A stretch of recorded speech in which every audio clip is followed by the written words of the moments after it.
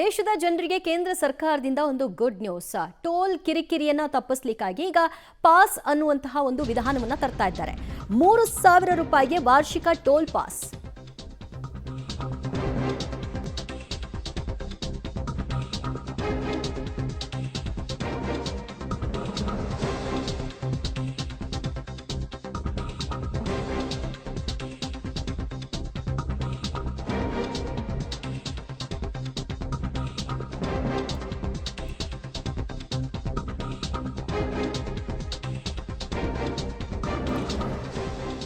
ದೇಶದ ಜನರಿಗೆ ಕೇಂದ್ರ ಸರ್ಕಾರದಿಂದ ಗುಡ್ ನ್ಯೂಸ್. ಇದು ಟೋಲ್ ಕಿರಿಕಿಗೆ ಬ್ರೇಕ್ ಹಾಕೋ ಸಲುವಾಗಿ ಟೋಲ್ ಪಾಸ್ ಅನ್ನ ಜಾರಿಗೆ ತರಲಾಗ್ತಿದೆ. ಇನ್ನು ಮುಂದೆ ಫಾಸ್ಟ್ಯಾಗ್ ಆಧಾರಿತ ಪಾಸ್ ಜಾರಿಗೆ ಬರ್ತಾ ಇದ್ದು ಅದನ್ನ ಪಡ್ಕೊಳ್ಳೋ ಮೂಲಕವಾಗಿ ವಾಹನ ಸವಾರರು ಅನುಕೂಲವನ್ನು ಪಡ್ಕೊಳ್ಬಹುದಾಗಿದೆ. ಆಗಸ್ಟ್ 15ರಿಂದ ಫಾಸ್ಟ್ಯಾಗ್ ಆಧಾರಿತ ಪಾಸ್ ಜಾರಿಗೆ ಬರ್ತಾ ಇದೆ.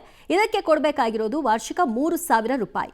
ಆದರೆ 200 ಟ್ರಿಪ್ಗೆ ಮಿತಿಯನ್ನ ಹೇರಲಾಗಿದೆ. ಕಾರು, ಜೀಪು ಮತ್ತು ವ್ಯಾನ್ಗಳಿಗೆ ಮಾತ್ರ ಈ ಸೌಲಭ್ಯ ಲಭ್ಯವಾಗುತ್ತೆ. ವಾರ್ಷಿಕ ಪಾಸ್ನ ಅನುಕೂಲವನ್ನ ಕಾರ್, ಜೀಪ್ ಮತ್ತು ವ್ಯಾನ್ನವರು ಮಾತ್ರ ಪಡ್ಕೊಳ್ಬಹುದು. ದೇಶಾದ್ಯಂತ ರಾಷ್ಟ್ರೀಯ ಹೆದ್ದಾರಿಗಳಲ್ಲಿ ಇದು ಅನ್ವಯ ಆಗುತ್ತೆ. ಆಗಸ್ಟ್ 15ರಿಂದ ಇದು ಜಾರಿಗೆ ಬರುತ್ತೆ. ಆಗಸ್ಟ್ 15ರಿಂದ ಅಂದರೆ ಅದಕ್ಕೆ ಮುಂಚಿತವಾಗಿಯೇ ಪಾಸ್ ವಿತರಣೆ ಮಾಡುವಂತಹ ಸಾಧ್ಯತೆಗಳು ಕೂಡ ಇರುತ್ತೆ.